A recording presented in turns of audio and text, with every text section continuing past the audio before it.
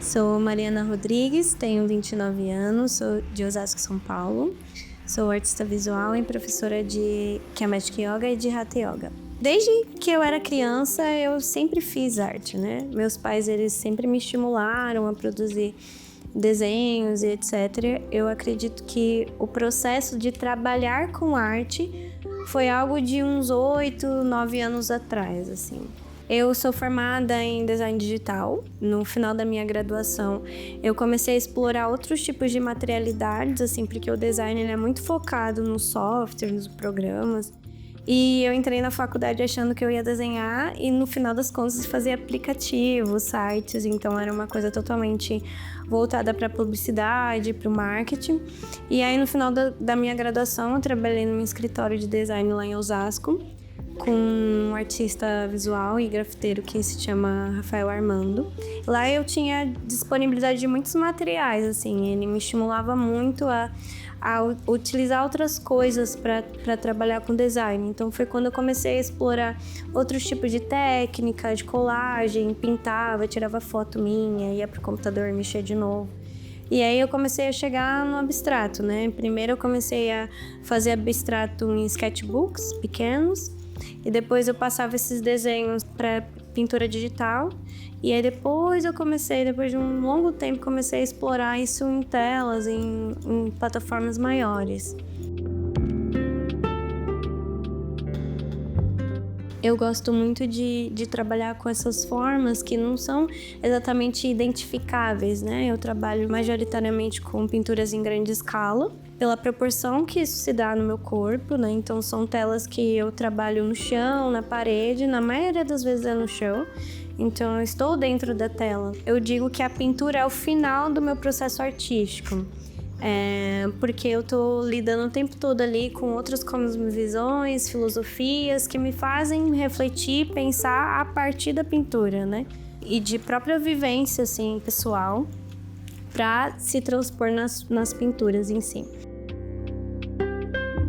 Eu sempre gostei de lecionar, ainda mais sendo professora de yoga. E hoje pensar na arte educação para mim tem sido um grande respiro assim de esperança. Eu tenho gostado de pensar que são pessoas e crianças, na maioria das vezes, que não têm tanto contato com a arte em si. O contato comigo é o primeiro contato. E o contato com uma pessoa que já está literalmente trabalhando enquanto artista é um outro lugar, assim, até de pensar numa profissionalização, de trazer esperança para crianças no futuro. As crianças, elas têm uma outra forma de ver a vida e eu sempre falo que as crianças, elas entendem muito mais o abstrato do que os adultos.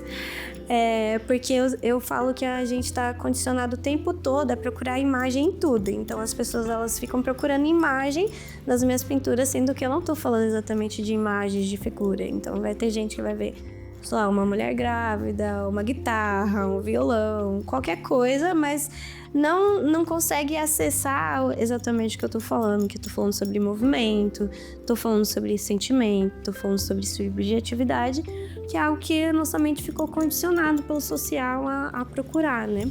E as crianças, elas conseguem entender muito melhor, né? E até trazer percepções que às vezes eu não tinha, né? Isso tem sido muito marcante para mim atualmente.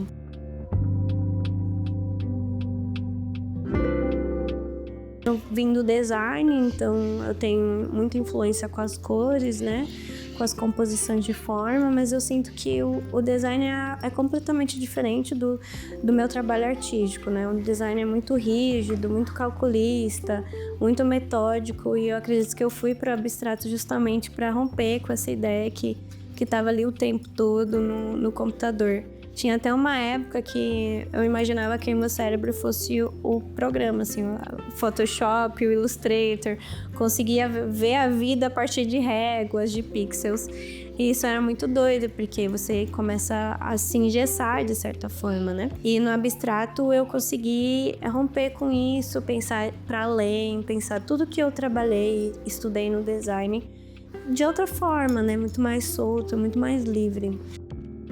tem uma sociedade que a gente conhece como Antigo Egito, mas tem um movimento de pessoas já ressignificando o que a gente conhece como Antigo Egito, que é a forma colonizada como a gente conhece o Egito, e que o ideal seria Kemet, que é terra do povo preto. As pessoas não imaginam, mas o Egito, Kemet, são de pessoas negras. Toda a nossa sociedade foi construída a partir dessa sociedade. Então, o que a gente entende hoje como matemática, astrologia, ciência, medicina, tudo veio dessa sociedade. É uma das cosmovisões que mais influenciam o meu trabalho, assim, que eu tenho muita ligação. E é uma sociedade muito pautada aos movimentos dos astros, do sol, né?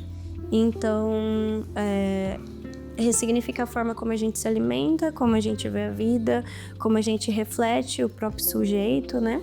E até isso chegar nas minhas pinturas eu estudar tudo isso no meu próprio corpo, né? Eu gosto de pensar na lógica do corpo, mente e espírito. A gente não tá desconectado disso, né? E quando se pensa no processo artístico em si, a maior parte dos artistas, eles desassociam o que e eu acho que ainda mais pensando no universo artístico em si, né, no mercado, desassocia o trabalho e o artista. Eu acho que, na minha percepção, na minha própria experiência, eu não sou desassociada do meu trabalho. O meu trabalho sou eu, assim como eu sou o meu trabalho, né? Então, o que eu faço é colocar isso para fora em um outro tipo de linguagem, num outro tipo de materialidade.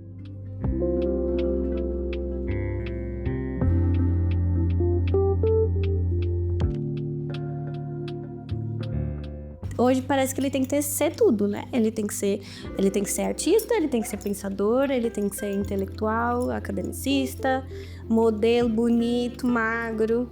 Quando se inclui artistas como eu, que veio de um outro contexto, um contexto pobre, de regiões que não são exatamente centro de São Paulo, é um outro tipo de vivência que quando se entra nesses espaços, acha que vai mudar a vida. Muitas vezes eu achei que ia mudar a minha vida, que eu ia ficar rica da noite pro dia, que eu ia poder ajudar toda a minha família, toda a minha comunidade, todos os meus amigos, mas é uma coisa que fica subentendida que vai acontecer. É até difícil falar porque vira uma denúncia, né? Toda vez que a gente fala, vira uma grande denúncia. Não são coisas que eu fico em silêncio, são coisas que eu falo. Eu já sou conhecida como essa artista que fala o tempo todo sobre isso, né? Hoje eu acho que a maior parte dos artistas que estão meio próximos a mim, eles estão vivendo as mesmas coisas. Ou se eles estão vivendo, eles não estão falando. Mas eles estão sendo manipulados, eles estão vivendo coisas que são violentas, eles estão sendo desrespeitados. Todas as vezes que eu participei de alguma exposição, eu trabalhei com a galeria, eu sempre fui desrespeitada. Nas coisas mais mínimas, das pessoas não virem buscar minha obra aqui, de eu ter que enfiar a obra dentro do Uber e levar eu lá pessoalmente, e ainda ser desrespeitada. O fato de ser artista independente, eu acho que isso amplifica as coisas.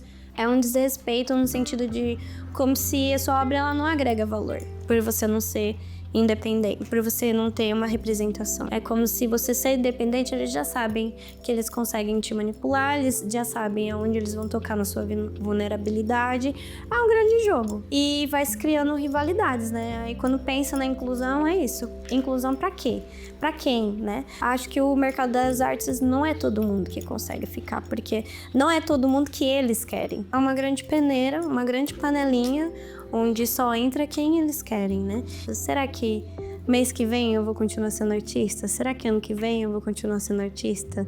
O que vai ser da minha vida quando eu tiver 50 anos? Eu ainda vou estar pintando? Eu vou ter que pensar em outras formas de viver a vida, de sobreviver? Ainda mais sendo uma artista que teve ali um significativo reconhecimento, as pessoas elas se fixam numa imagem, principalmente da internet, como se a sua vida já tivesse feita.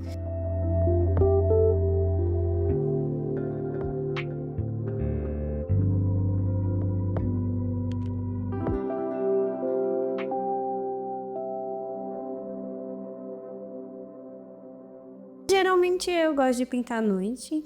É meio estranho, né? Pensar na cor de noite, mas é um dos momentos que eu mais me sinto à vontade, assim. É no espaço de ateliê, porque eu já fiz várias coisas ao longo do dia. E aí é um momento que eu me sinto mais tranquila, assim, pra conseguir pensar na pintura. Eu acabo criando pinturas a partir de tela em branco mesmo, sem pensar em ideias de rascunhos. Então, é um processo bem mais, digamos, não é exatamente lento, né? Mas é o que eu gosto de pensar no tempo da pintura. Então, tem pinturas que demoram meses, tem pinturas que tem anos. Eu vou trabalhando com a pintura de uma forma bem orgânica. Eu começo sempre pelo centro das coisas. Aqui eu comecei com azul. Eu gosto de trabalhar com uma tinta bem aguada, assim.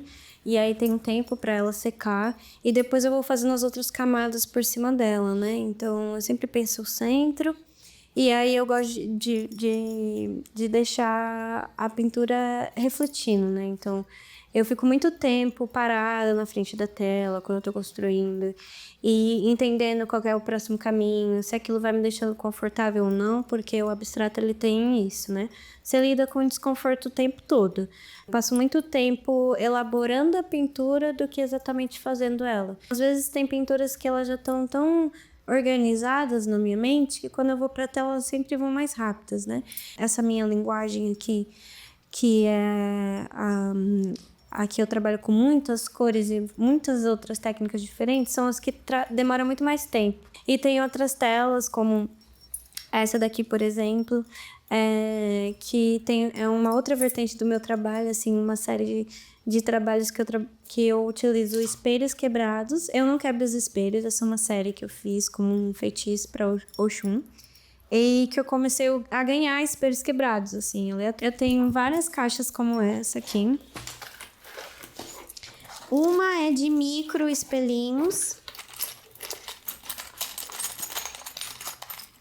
Micro espelhinhos. Eu tenho uma outra que é até de espelhinhos bem menores.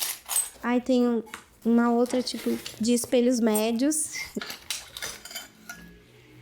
E tem uma outra, mas que não tá aqui, são de espelhos maiores, né? Com uma das únicas séries que eu crio rascunho. Porque eu tô, dentro dessa série, eu tô investigando a pintura expandida, então eu penso na ideia de pintura como escultura, como instalação, e que eu vou para além da tinta, né? A tinta é como se fosse uma base para eu pensar a pintura. A partir dessa série, eu comecei a introduzir outros tipos de objetos, como partes de bijuterias, eu gosto muito de bordar nessa série, então inseri outros tipos de elementos como sementes aqui. E nessa série eu gosto de pensar e trabalho a repetição dela. Eu tô lidando com espelhos que são quebrados, então quando eu tô bordando sem parar, igual essa daqui. Essa daqui eu fiz em processos menores dela, né? Mas é a mesma lógica. Existe ali um tempo do bordado e é uma grande repetição, assim, que vira um processo extremamente meditativo para mim, onde eu acabo ficando em oração mesmo, em súplica, colocando muita intenção para mudança, muita intenção de desejos. E é doido, porque a gente se vê refletido o tempo todo, né? Então, é muito profundo, né?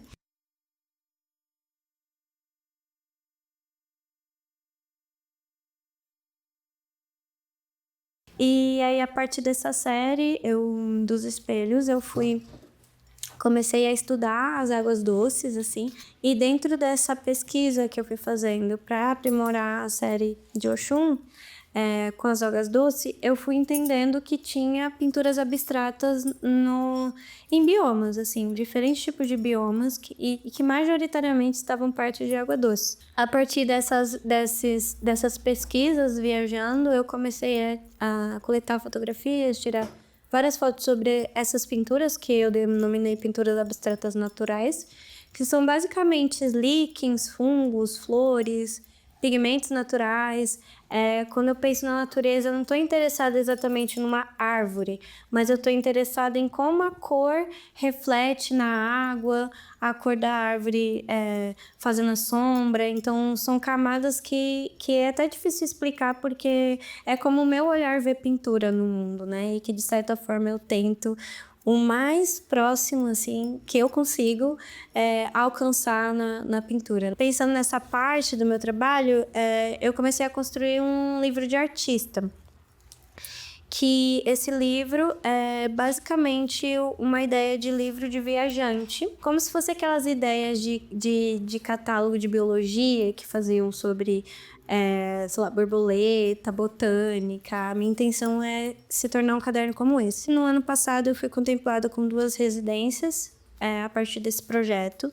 E eu consegui dar início a isso que eu já estava há uns 2 anos elaborando, né? Eu consegui parar, pensar, ter acompanhamento para entender. Porque esses textos refletem muito ali um momento, até mesmo astrológico, que eu estava passando. Eu gosto de escrever em códigos, né? Então, as pessoas, elas conseguem entender se elas entendem, se elas me conhecem, e ao mesmo tempo eu deixo alguma coisa ali implícita, né? Tipo, eu vou dando umas chaves para as pessoas. Eu tô interessada, como eu falei, nos pigmentos, nas pinturas abstratas naturais, então eu trabalho pigmentos, nessa pesquisa também. E aí o meu interesse é a pintura. E nessas residências eu comecei a refletir que se eu estava trabalhando a pintura a partir da cor e das formas, a gente só consegue enxergar cor em forma porque a gente tem luz, né? E aí, a partir desse lugar, eu comecei a entender que tudo que eu estava fazendo, ele vinha a partir do sol, né? E, como eu falei, na sociedade lá do Kemet, é uma sociedade que ela se organiza a partir do sol. E eu comecei a entender que a minha pintura também estava se organizando a partir do sol. Tem uma cosmovisão muito interessante, que é a Bantu Congo, que eles estudam o cosmograma de Kenga, que foi traduzido recentemente num livro, mas antes disso eu já estudava a partir da dissertação do Tigana Santana. E aí, nessa dissertação, eu comecei a entender como outras sociedades se regiam a partir do Sol, né? E que o Sol, ele é isso do processo de nascer, o meio-dia, o pôr do sol e a noite, mas também é um processo cíclico da nossa vida, né? O nascer do sol representa, de fato, o nascimento, o meio-dia é o auge da nossa vida, então esse processo aqui que a gente tem vivido e o da minha própria vida que seria a ideia de meio-dia, né? Que é o V da vida, a ideia de propósito dentro dessa cosmovisão. Aí, a partir desse livro, eu comecei a entender outras sociedades que também trabalhavam o sol. E quando eu fiz a formação de Kemetic Yoga, tinha exatamente o mesmo cosmograma, só que na sociedade do Kemet, né? E aí eu uni essas 2 cosmovisões, a do Kemet e a Bantu Congo, para pensar a relação do Sol em cada parte, né? E essas partes, elas regem partes da vida, seja da criação do cosmos, seja da vida do humano em si, e até o processo de morte e nascimento. Seria a ideia da roda de Sansara, da reencarnação, assim, mas nessa perspectiva ali africana, né? E aqui eu comecei a retomar, né? Então eu entendi as cores daquele solo, que são essas cores que tem aqui. E os pigmentos naturais basicamente são terras e argilas misturados com cola e água, e tem outros processos também que tem aglutinantes e etc. E aí eu comecei a entender esse outro desdobramento dessa pesquisa que começou de estudar os espelhos, né? Hoje eu tenho feito oficinas com desdobrados dessa pesquisa. E, enfim, aí tem outras coisas, como sementes, tudo entendendo esses padrões de repetições, esses padrões de cores, de imagem. São cores que se encontram na natureza, né? E que eu vou fazendo essas coletas a partir de quando eu vou chegando num novo território, né? Aí, às vezes, a gente acha que a gente precisa ir para um lugar específico para coletar, mas às vezes eu coleto pigmento de um parque, né, ciclofaixa. E muitas das vezes é uma variedade de cor que a gente nem para pensar. Essa foi uma das primeiras obras que eu fiz pensando na série dos espelhos, que eu falei que eu comecei a ganhar espelhos quebrados. E aí eu comecei a utilizar esses espelhos como armamento, então é realmente intencional que a ponta esteja ali pra cima. Foi uma obra que eu demorei muito tempo para fazer por conta do bordado em si, e a ideia, como eu disse anteriormente, é pensar nessa construção de pintura expandida, quase escultórica. Então eu tô interessada em como a pessoa ela se olha dentro desse universo, dentro dessas repetições que eu mesma tô fazendo para mim. Então é como se ela olhasse a mim e olhasse a si mesma, né? Essa obra se chama De Dentro da Terra e Embaixo do Céu.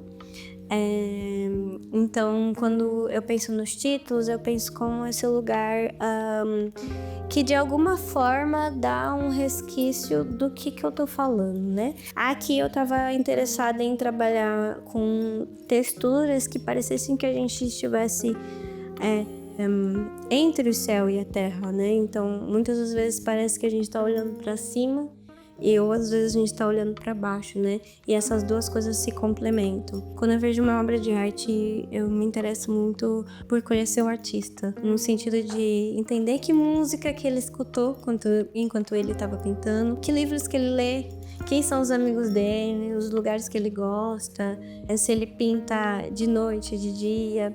E em muitos dos títulos eles vêm enquanto eu tô dormindo, assim como as pinturas. Simplesmente eu tenho algum sonho e eu acordo com uma forma. E aí eu fico semanas ali elaborando os caminhos dessa forma até de fato fazer. São telas que elas se complementam, né? E que elas vão trazendo outros tipos de caminho, né? Tem uma repetição ali de cor, assim como tem uma repetição de gesto. E são sempre obras que elas se expandem, né? Elas vazam, elas podem se expandir para outros lugares. Essa foi uma das obras que eu produzi na residência que eu fiz na Silo, na Serrinha do Lambari, no Rio de Janeiro. Essa tela se desdobrou a partir da pesquisa com os pigmentos naturais. A partir dessas coletas de pigmentos, eu tentei reproduzir aquilo que eu já faço na pintura com tinta.